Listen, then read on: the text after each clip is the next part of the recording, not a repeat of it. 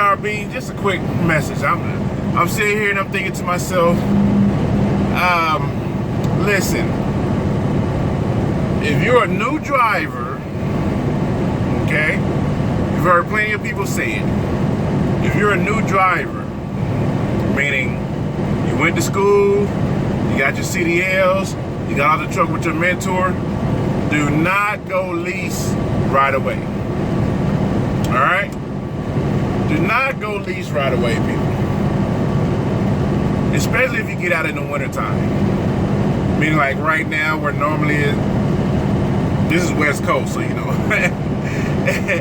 That's why the ground all dry is a nice 62 degrees out here. But if you get out of school, drive company for at least 3 to 6 months. Now you might be asking, TRB, you always big on lease. You tell everybody to go lease. Yeah, I do.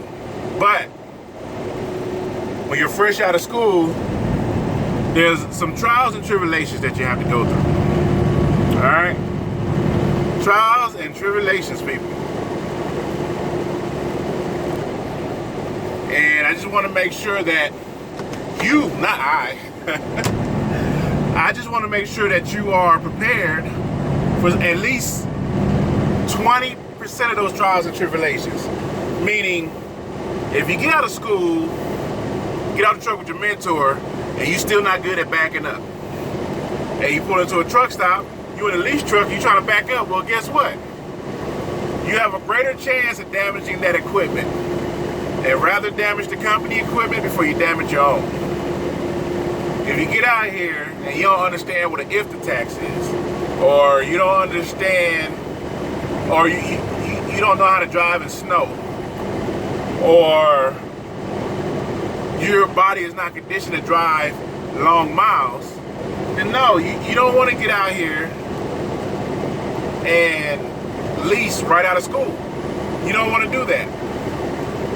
You don't want to take on that amount of responsibility right away. All right? Do 3 to 6 months. In them 3 to 6 months, try to average 3,000 plus miles. Run as hard as you can, as long as you can. Get your backing game down. Learn how to handle the truck. Now, here's the key part. If you go company right out of school, you can see how your family can deal with you being away from home. You get what I'm saying? Like, you know, you like, oh, don't go company because you don't know how to handle the truck. No, don't go lease because you don't know how to handle the truck. No. Don't go lease until you understand how your family can handle you being away from home. If you got a family, kids or whatever, you need to go lease. You need to go company. Once you go company and you're out 2 weeks at a time, 3 weeks at a time, and you come home and you're on the phone and you're seeing if your better half can deal with running a household by themselves, because technically you're not going to be home but 4 days out of the month, 5 days out of the month, depending on what kind of route you got. Then is it route or route? Either or. But you don't want to go lease right away. Way too much responsibility to take on for a job you don't even know if you can do. Now, you might be able to drive a truck, but mentally, can you drive 11 hours? You know? Is it easy for you to back up? Is it easy for you to bump the docks? Are you comfortable being alone and away from everybody and everything? You need to take those factors in before you do it, because if you go lease, then you have such a bigger responsibility than just bringing home the bacon. You know? So, if you're going to go, you get out of school, you want to go company, all right? Another reason why you want to go company, because you want to see what kind of freight you're going to be moving. You don't know what kind of freight you're going to be moving. They might keep you in the snow. They might keep you running through mountains. They might keep you in a certain area. They might keep you here, might keep you there. Or they just might not have the amount of freight needed for you to sustain yourself as a company driver. If they don't have the freight to sustain yourself as a company driver, then they ain't got the freight to sustain you as a lease driver. All right? So you definitely want to see how the company operates. You know, give it some time. Give it some time. Give it about, you know, I always say a year and a day. You know, that's my thing. I got all this paperwork. Let me move these checks. Y'all might saw my name. I got checks sitting in the dashboard, weight tickets in the dashboard and everything. But you definitely want to see if truck driving is for you. You want to see if your family can handle you being a truck driver, because it's a lifestyle. Regardless of what you want to say about it, it's a lifestyle. It's a big lifestyle change for most people, because most people can't be away from society. Most people have to wake up and go work with society to come back to their own piece of piece of whatever. You know, their wives, their husbands, their daughters and sons. You know, but look at me right now.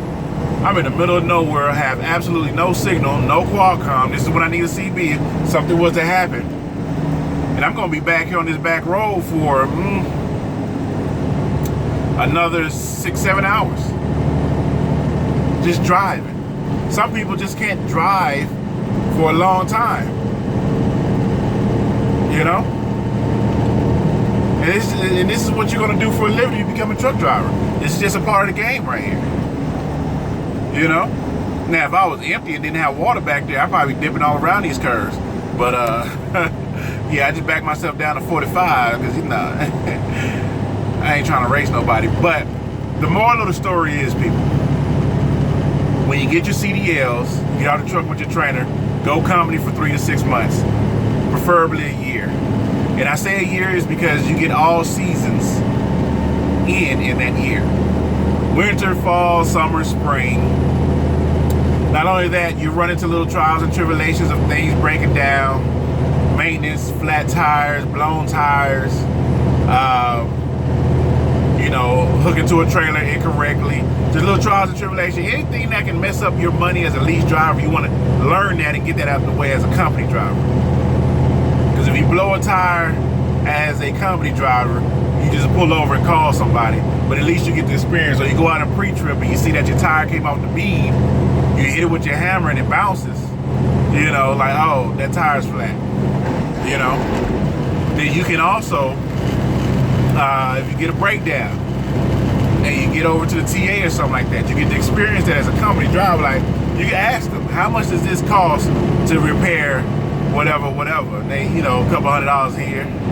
Like, oh, you gain a little bit of knowledge. You learn how to handle the equipment properly, and then you go jump lease. All right. If you come out and you go lease with a company who you don't even know what their freight is like, you know, then you're in the world. You might be setting yourself up for failure. I ain't gonna say you might. There's a good chance, because you don't know what type of freight they have. If you're a reefer driver, if you go company, you understand that you pick up here, you deliver here, your wait time is this. You know? If you drive in, they drop yards here. You know, you get to see how the company operates. So long story short, if you're new, getting your CDLs, do not go lease. Alright? Don't do it. Don't do it. If anything, gain the knowledge that you need to gain, and then go lease, and then maybe pick you up a student if you want to make a few extra $1,000 a week, if you're comfortable with that. But you will understand if you're comfortable with that if you go company. If you with a company that you know, hey, this company take care of me, I really don't have too much to worry about, and if you with a company that got dispatchers, you get to understand how that dispatcher works. Again, I always say go to a company where you can pick your own freight, but then again, you know, to each his own. To each his own. You know, not only that, you can run your company truck as if it's a lease. You can do it. All you got to do is calculate. You can give a rough estimate on the freight that you have. So they send your load going from California to Texas. It's X amount of miles. Most lease companies that pay per mile are paying between 84 cents and $1, I'm gonna say 20. You can do it like that, if you know.